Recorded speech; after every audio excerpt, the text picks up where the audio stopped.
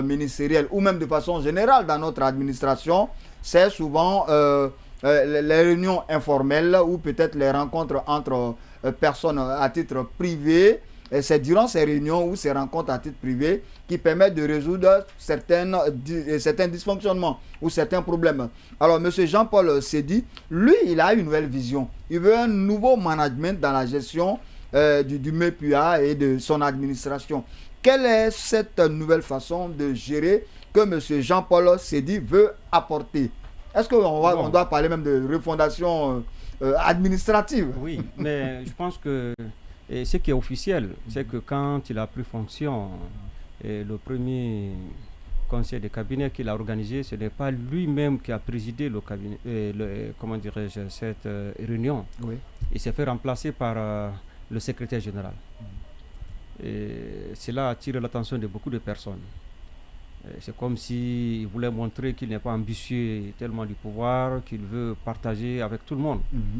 Mais donc il veut donner l'impression qu'il veut travailler avec tous les collaborateurs, il veut amener tous les collaborateurs à jouer leur rôle sans s'immiscer dans leur fonction. Oui. Dans un premier temps, c'est ce qu'il a montré. Oui. Mais pour ceux qui sont à l'extérieur, ils ne vont pas comprendre un peu ce que cela a fait comme problème au MEPIA. Oui. Vous savez, le secrétaire général, on peut dire qu'il était ségrégué au MEPIA. Il ne travaillait pas avec tout le monde, il ne jouait pas pleinement son rôle. Il était un peu mis à l'écart. Mais dès que le nouveau ministre vient... Monsieur Bongono, Julien Bongono, oui. Le nouveau ministre vient, oui. Il le rétablit. Et alors qu'il travaille avec les anciennes personnes, et le ministre demande maintenant... Parce qu'il faut rappeler que M. Julien Bongono, le secrétaire général du MEPUA, ne s'entendait pas, il ne fumait pas le calumet de la paix avec M. Guillaume Awing. Alors donc M. Jean-Paul Seydi arrive, il rétablit M. Bongono dans toute sa puissance de secrétaire général. Il faut le dire ainsi, M. Pas seulement avec le ministre Guillaume, oui. Avec aussi tout ce qui était proche du ministre Guillaume. Parce qu'au MEPIA, il y a le clanisme, comme oui. vous le savez. Et maintenant qu'il est rétabli dans ses droits, ça pose assez de problèmes. Et le ministre aussi, ce que nous avons appris, il demande à ce que la voie hiérarchique soit respectée. Donc ce n'est plus ces petits copinages où on peut venir parler à l'oreille du ministre, à l'oreille du secrétaire général. Et si on respecte la voie hiérarchique, je pense que le secrétaire général est incontournable. Donc il retrouve encore de sa superbe, de sa puissance. Maintenant, et certains directeurs préfèrent aujourd'hui ne pas aller vers le secrétaire général préfèrent aujourd'hui rester au lieu d'aller vers le secrétaire général parce qu'ils savent ce qui s'est déjà passé. Oui. Monsieur Alpha Amadouba, oui, on vous écoute. Moi, à votre analyse. Je voudrais donner un avis sur cette question-là. Oui. En fait, ce que je voudrais dire, c'est que c'est très bon, c'est très beau de dire qu'il y a un nouveau ministre qui vient avec une nouvelle vision et tout. Mais je crois que le plus important, ce sont les textes. Oui. Lorsqu'on se base sur les textes de loi, les textes qui régissent le fonctionnement de l'administration, je pense qu'on doit rompre avec cette vision, ces habitudes de dire qu'il faut, disons, diriger ou bien se focaliser parfois sur le visage de telle ou telle personne pour pouvoir prendre des décisions. Je pense que ce qu'il dit là, ce que vous dites est important. Oui, je vais vous... Je veux terminer, s'il vous plaît. Grosso modo, je voudrais juste dire que le perfectionnement, la performance de notre administration passe inéluctablement par le respect strict et scrupuleux de nos textes de loi. Donc la hiérarchie en fait. Ça dit que, je crois que vous êtes dans la même dynamique avec M. Jean-Paul Seydi, qui ne voudrait plus que ce soit un cadre puisse directement contacter M. le ministre ou on appelle ça des cadres supérieurs, qu'ils passent par la voie hiérarchique. Bon, je pense que c'est la normalité. Nous sommes dans la même logique que lui, mais je voudrais tout simplement rappeler qu'il veut parler de manière de procédure. Oui. Et je vous rappelle que manière de procédure du MEPUA est caduque. Actuellement, personne ne peut vous parler de manière de procédure du département. Donc en fait, soit... Il n'y en a pas. Il n'y a aucun texte qui régit le fonctionnement du département. Et donc c'est au petit bonheur la chance en fait. C'est dans le hasard. Qu'est-ce qui empêche de le mettre à jour? Très bien. C'est pourquoi ça fait partie des réformes. Ça fait partie des réformes. Quand vous prenez les DP et les DCE, même les manières de procédure qui sont caduques. Donc le premier travail du ministre doit être quoi? S'il veut s'inscrire dans la formalité, il veut que l'hierarchie soit respectée, que cela soit basé sur des textes comme vous le dites. Et maintenant, et s'il n'y a pas de texte, si le département même n'a pas de manuel de procédure, il y a manuel de procédure, mais ça caduque. Parce qu'à un moment donné, vous devez savoir que l'enseignement technique et l'enseignement préuniversitaire étaient ensemble. À un moment donné aussi, tous les départements étaient ensemble. On a élaboré beaucoup de textes. Mais à date, personne ne va vous montrer manuel de procédure du département de l'enseignement préuniversitaire. Donc, moi, je me dis ici que c'est bas sur quoi pour agir.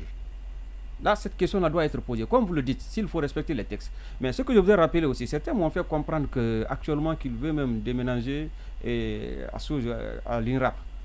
Que parce que le ministre lui-même, hein? Oui, qu'il est en train de déménager. Et certains m'ont dit que au niveau même du département, vous savez, le ministre avait... c'est là-bas, le ministre était. Mais est-ce qu'il ne veut même pas changer les carreaux tout pour... rendre. Oui, mais est-ce que ce n'est pas un second bureau, comme c'était le cas avec M. Guillaume, par exemple, hein? Parce qu'il avait un bureau au département, il avait un autre bureau à l'INRAP, où il était fréquent souvent, je crois, les mercredis, hein, parfois. Oui, mais maintenant, voilà. Et ce qui inquiète beaucoup de personnes, comme vous l'avez si bien dit, parce que les autres ministres, là, étaient à la portée de tout le monde pouvait venir les voir. Justement, la question, je voulais vous la poser, est-ce que... Actuellement, je pense que tel n'est pas le cas. Personne ne doit venir le voir. Si vous avez besoin de lui, il y a beaucoup plus d'organisation. Vous passez par la voie hiérarchique. Mais pour que cela soit concrétisé, comme vous l'avez si bien dit, il faut qu'il redynamise la manière de procédure du département. Que chacun sache ce qu'il doit faire. Quand il a un problème, il doit aller vers qui? Le directeur national doit connaître ses rôles, ses prérogatives. Et le conseiller, parce que le conseiller pédagogique. Moi, est-ce qu'un ministre doit être assez fermé? Non, oui, parce que moi je me suis posé la question. Monsieur Balikondé, professionnel, le rapport qu'il lit, c'est un rapport professionnel, pas amical. C'est un rapport professionnel, mais pas amical. Comme c'est un rapport professionnel, je pense qu'on doit se baser sur les tests. Vous-même, vous avez trouvé solution au problème. Oui. Il faut se baser sur le contenu des manuels de procédure. Chacun doit connaître son rôle. Mais aujourd'hui, vous allez partir au département, beaucoup de directeurs ne savent même pas ce qu'ils doivent faire. Ils ne connaissent pas leurs prérogatives. En fait, parce qu'il n'y a aucun texte qui régit le fonctionnement. Ce que je souhaitais dire, c'est que nous avons pris l'habitude en Guinée de faire en sorte que, vous me le permettrez de le dire, que nos autorités soient un peu difficiles d'accès. Il y a cette manie, entre guillemets, d'entretien du culte de la personnalité. Effectivement, oui. Donc ce que moi je voudrais dire, c'est de faire en sorte. C'est vrai qu'on ne sait pas, on attend de savoir d'abord à travers les premiers actes qu'il va poser pour pouvoir apporter notre appréciation. Mais moi je me dis, plus nos gouvernants sont proches des gouvernés, plus ils essaient d'innover, de mettre en place des mécanismes qui facilitent l'accès des populations ou bien des personnes des destinataires des personnes demanderesses quand même, des destinataires des politiques qu'ils mettent à disposition. Ce que vous dites, quand il y a cette accessibilité là, il y a une certaine confiance. Donc moi mais est-ce que ça ne démystifie pas un peu quand même ce chef là, parce qu'aujourd'hui on a ce problème dans notre administration où parce que tel a des relations en haut lieu, il pense que il a un peu le droit de rencontrer le ministre quand il veut, le secrétaire. Est-ce que ça n'affaiblit pas un peu ces cas? La trop grande accessibilité. Je vais vous donner. Moi, ce sont des questions que je me pose. Je vais vous donner un tout petit exemple, par exemple. Je vous donne un tout petit exemple. Lorsqu'un ministre, vous verrez des pays parfois où des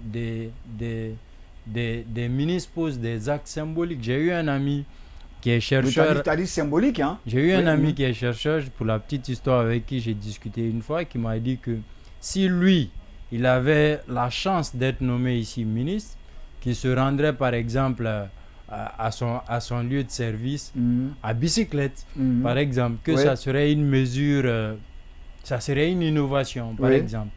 Donc et on a vu ce genre d'exemple. Oui, mais le populisme, on connaît, hein? On connaît le populisme, on connaît. Oui. Moi, ma question, elle est où? C'est de la proximité. De la proximité. Et cette pseudo-proximité dont il parle. Oui, moi, je voudrais lui dire une chose. Il s'agit de la gestion. C'est il s'agit de faire le choix entre la gestion formelle et la gestion informelle. Oui. Et M. Seydi veut aller vers une gestion formelle. Il veut professionnaliser la gestion du département. Vous savez, vous pouvez voir des gens au département.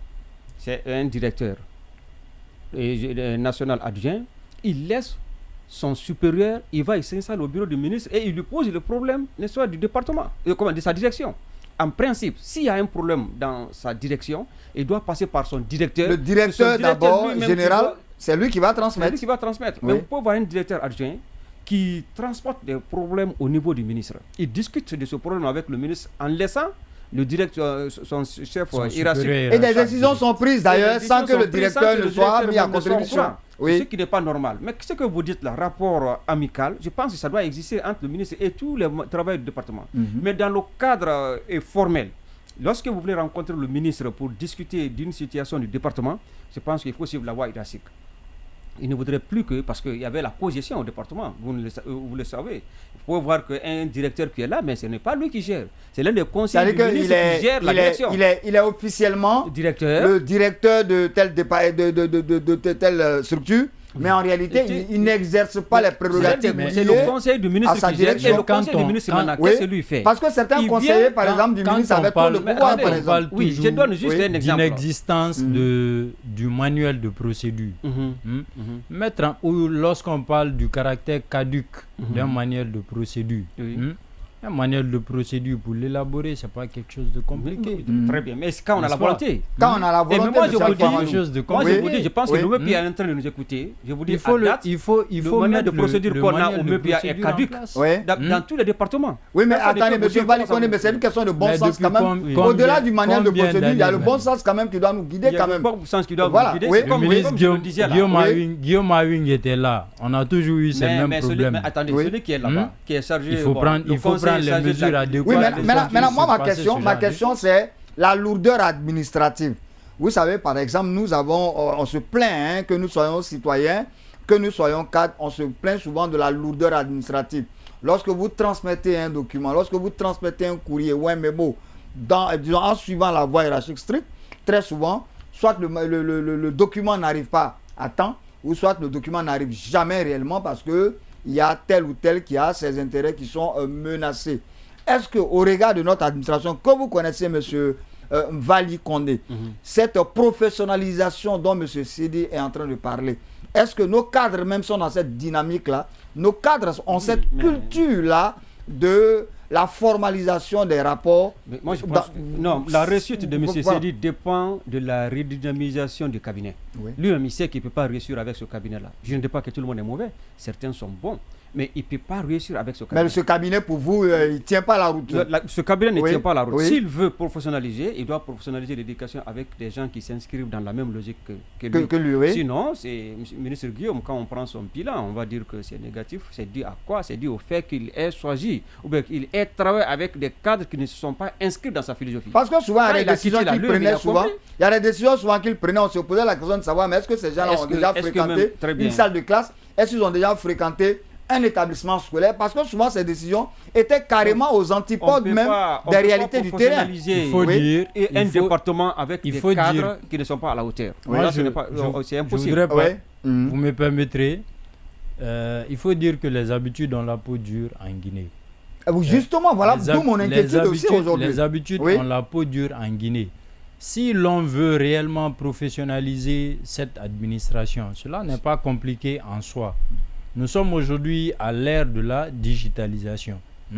D'abord, il faudrait tout simplement faire en sorte que la plupart du personnel qui se trouvant près du ministre puisse bénéficier d'une formation, puisse avoir en tout cas des aptitudes dans le domaine administratif.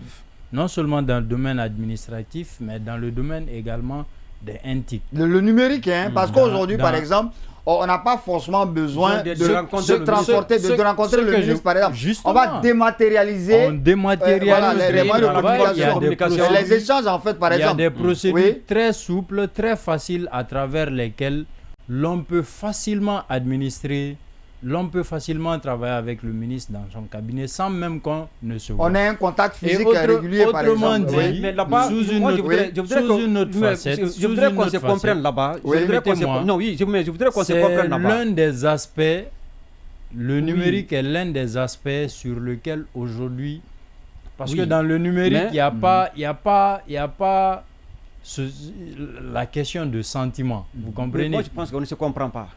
Toujours, on ne se comprend pas. Oui. Ce que nous voulons dire, vous voyez, le directeur national est là, son adjoint est là. Est-ce que le directeur national adjoint doit sauter son directeur pour expliquer des problèmes de la direction au ministre? S'il doit le faire, il faut suivre la voie hiérarchique. C'est ce que M. le ministre est en train d'instaurer dans le département. Oui. Il ne dit pas qu'il ne rencontre personne. Il veut que la hiérarchie soit respectée. Oui, parce qu'on s'est toujours plaint de ça. Mais qu'est-ce qu'il faisait quand le directeur adjoint est plus fort que le directeur, il y a un problème. Mais qu'est-ce qu'il faisait avant? Tout le monde pouvait venir rencontrer le ministre et lui poser les problèmes. Ce n'est pas comme ça. Vous pouvez même voir un proviseur qui quitte son école pour venir. Je suis venu rencontrer le proviseur, alors que le proviseur peut passer par le DPE ou le DCE, il peut passer par l'inspection régionale, il peut passer par l'inspection générale. Mais le proviseur, il s'élève là-bas, il fait son établissement, il va jusqu'au ministre, il pose le problème de son lycée. Regarde combien de paliers il saute quand même, M. Alpha Amadou. Je crois qu'on s'est parfaitement compris. On s'est parfaitement compris. C'est lui peut-être qui fait semblant de ne pas me comprendre. Oui. On s'est parfaitement compris. Oui. En tout cas, moi, je vous ai compris. Pour vous, le problème ne se pose pas. Peut-être que c'est vous qui ne m'avez pas compris. Donc, on va entamer le second.